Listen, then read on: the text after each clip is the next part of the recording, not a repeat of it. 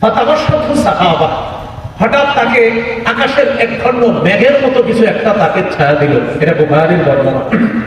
মুসলিমের বর্ণনা আছে, উসাইদ ইবনে হুযাইর রাদিয়াল্লাহু তাআলা কোরআন তেলাওয়াত করতেছিলেন, আকাশের একখণ্ড মেঘ আসছে, ওই মেঘের মতো দেখা যায়, আর মেঘের মধ্যে ছোট ছোট বাতির মতো দেখা যায়। উনি তেলাওয়াত করতেছে, এটা নিচের দিকে আসে। তো উনি বলেন, وإلى جانبه حصان مربوط بشطرين, যিনি সূরা কাহফ তেলাওয়াত করতেছিলেন তার পাশে তার একটা ঘোড়া দুইটা রশি দিয়ে বাঁধা। ওলামা হযরত ছাড়া অন্য যারা আছেন হাদিসটা কি বুঝতেছেন? ওলামায়ে কেরাম তো সব বুঝে গেল, অন্যরা বুঝতেছেন তো? এক ব্যক্তি সূরা কাহফ তেলাওয়াত করতেছে, তার পাশে দুটি রশি দিয়ে একটা ঘোড়া বাঁধা, ওই ঘোড়াটার উপরে আকাশের মেঘ এসে কেমন যেন ছায়া দিতেছে এমনটা মনে হচ্ছে। মুসলিমের বর্ণনায় উসাইদ ইবনে হুযাইর রাদিয়াল্লাহু তাআলা আনহুর ছেলে ইয়াহইয়া, নাম কি? ইয়াহইয়া। এই ইয়াহইয়া পাশে শোয়া, উনি যত তেলাওয়াত করে তত মেঘ নিচের দিকে আসে আর ঘোড়া খালি লাফায়। বুখারীর বর্ণনা যে ফাজআলা ইয়ানফিরু, ঘোড়া খালি লাফায়। আর মুসলিমের বর্ণনায় হলো, আমি আশঙ্কা করলাম আনতাফা ইয়াহইয়া, এইভাবে লাফালাফি করতে করতে আমার ছেলে ইয়াহইয়ার উপর যদি ঘোড়াটা আসে আমার ছেলে তো মারা যাবে। এক পর্যায়ে আমি কোরআন তেলাওয়াত বন্ধ করে দিলাম যেন ঘোড়া আর না লাফায়। আর বুখারীর বর্ণনা হলো যে উনি দেখতেছেন, উনি কোরআন তেলাওয়াত শেষ করলেন। মুসলিমের বর্ণনায় আছে কোরআন তেলাওয়াত শেষ করার পর মেঘখণ্ডটা উপরে উঠে গেছে। বুখারীর বর্ণনায় যেটা আসছে সেটা হলো উনি তেলাওয়াত বন্ধ করলেন, করার পর ফালাম্মা আসবাহা আতান নবী সাল্লাল্লাহু আলাইহি ওয়াসাল্লাম, সকালে নবীর কাছে আসলেন। ফাযাকারা যালিকা লাহু, নবীকে পুরো বিষয়টা বললেন। আল্লাহ রাসূল বললেন, তিলকা সাকিনা তানাজ্জালাত বিল কুরআন, এটা ছিল আল্লাহর পক্ষ থেকে প্রশান্তি, তুমি কোরআন তেলাওয়াত করার কারণে এই প্রশান্তি নাযিল হয়েছে। সুবহানাল্লাহ। এটা বুখারীর বর্ণনা। আর মুসলিমেরটা ওই উসাইদ ইবনে হুযাইর নবীর কাছে গিয়ে বলতেন, হুজুর তেলাওয়াত করতেছি আর এরকম ঘোড়া লাফায়।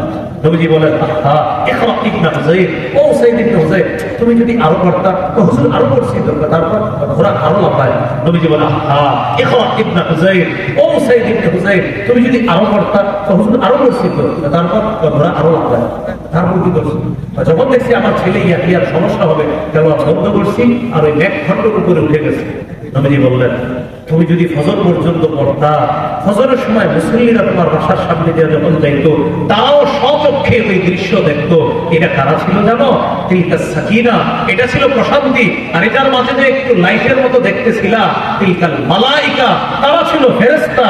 তাসতামিউনা, তোমার কোরআন তারা কান পেতে শোনার জন্য দুনিয়াতে চলে আসে। সুবহানাল্লাহ। তাহলে কি শিখলাম? মুখে একটা ইবাদত, তেলাওয়াতুল কোরআন। আর এই যে জোরে সুবহানাল্লাহটা পড়ছেন, পড়ার পরে আগামী এক মাসেও কোরআনটা পড়লেন। সুবহানাল্লাহ নিচে কি বোঝা যাচ্ছে? আজকে বলবো, এটা আসলে তো বলবো না।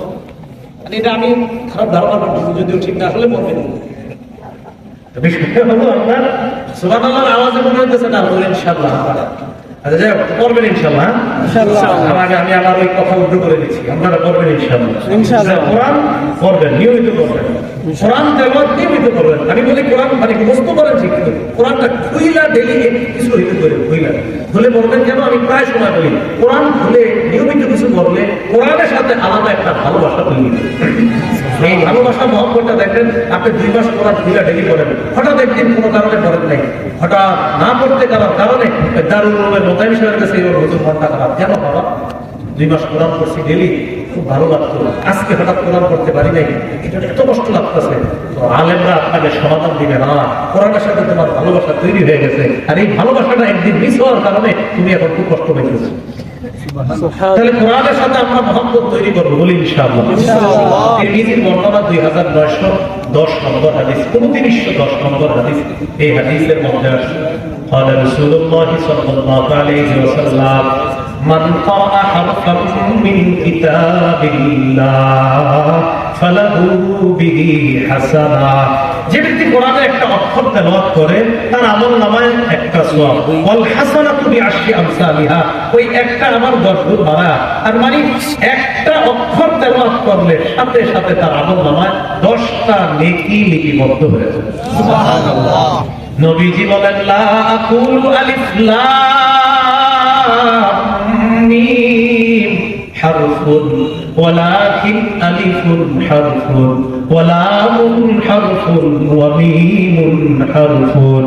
রাসূলুল্লাহ সাল্লাল্লাহু আলাইহি ওয়াসাল্লাম বলেন, আলিফ লাম মিম এই পুরোটা একটা অক্ষর আমি বলছি না, কিন্তু আলিফ একটা অক্ষর, লাম একটা অক্ষর, মিম একটা অক্ষর।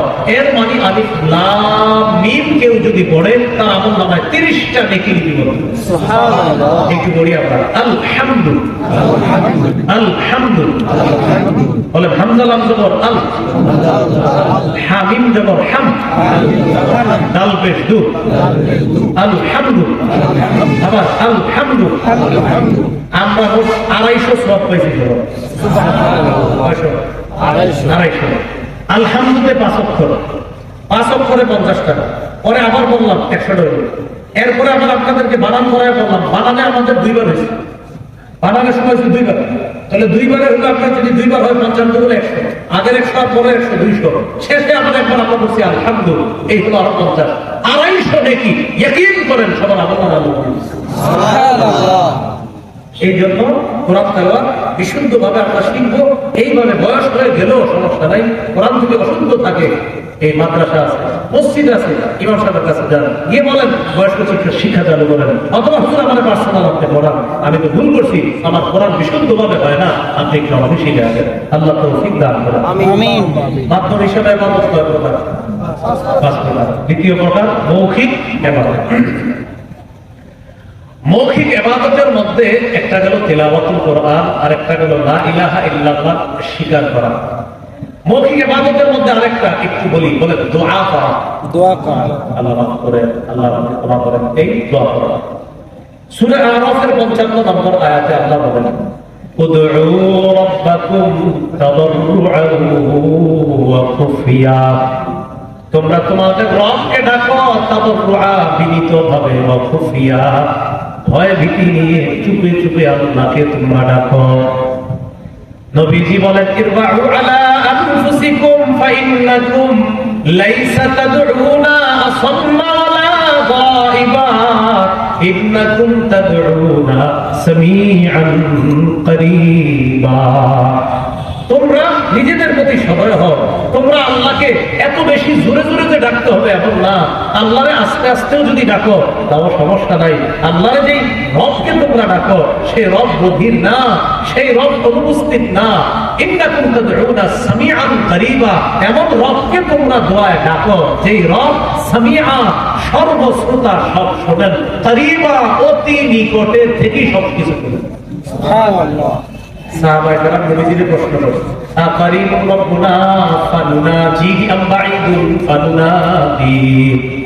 ইয়া রাসূলুল্লাহ, আমাদের রব কি নিকটে যে রবকে আমরা চুপে চুপে ডাকবো, নাকি রব দূরে রবকে জোরে ডাকবো? আবার বলুন। সাহাবায়ে কেরাম প্রশ্ন করলেন, ইয়া রাসূলুল্লাহ, আল্লাহ কি আমাদের অতি নিকটে যে আল্লাহকে আস্তে আস্তে ডাকবো, নাকি রব অনেক দূরে যে রবকে জোরে জোরে ডাকবো? সাহাবায়ে কেরামের প্রশ্নের জবাবে আল্লাহ রাব্বুল আলামিন সূরা বাকারা 186 নম্বর আয়াত নাযিল করে দেয়। সাহাবায়ে কেরাম বললেন, হুজুর রব কি কাছে আস্তে ডাকবো নাকি দূরে জোরে ডাকবো?